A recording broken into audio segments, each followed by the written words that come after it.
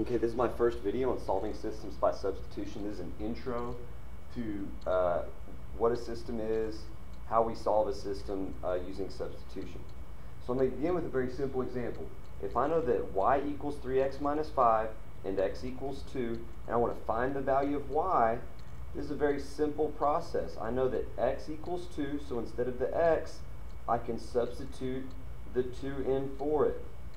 If y equals 3 times 2 minus 5, that just means that y equals 6 minus 5, or in other words, y equals 1. So in other words, if I were to graph these two lines, they would intersect at the ordered pair 2, 1, because 2 is that x value and 1 is that y value. Very simple process of substitution. So if I were to extend that same line of logic to the second system of equations, here I don't know what x is equal to, but I can still use that same process.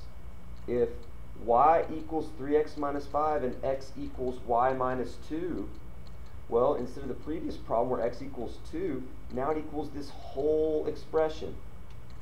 And so instead of just substituting the 2 in for x, I can take this whole y minus 2 and substitute in for x, because I know that that's what x is equal to.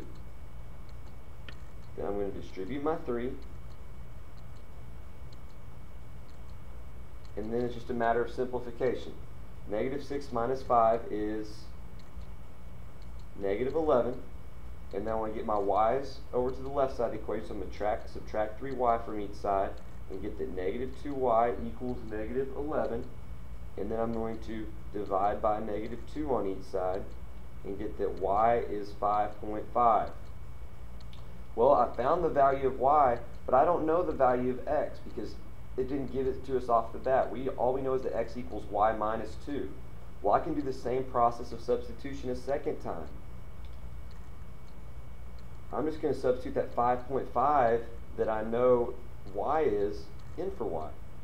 5.5 minus 2 is 3.5. So if I were to graph these two lines, they would intersect at the ordered pair 3.5, 5.5.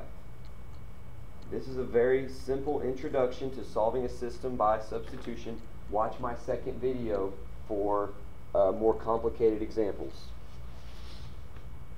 I get 6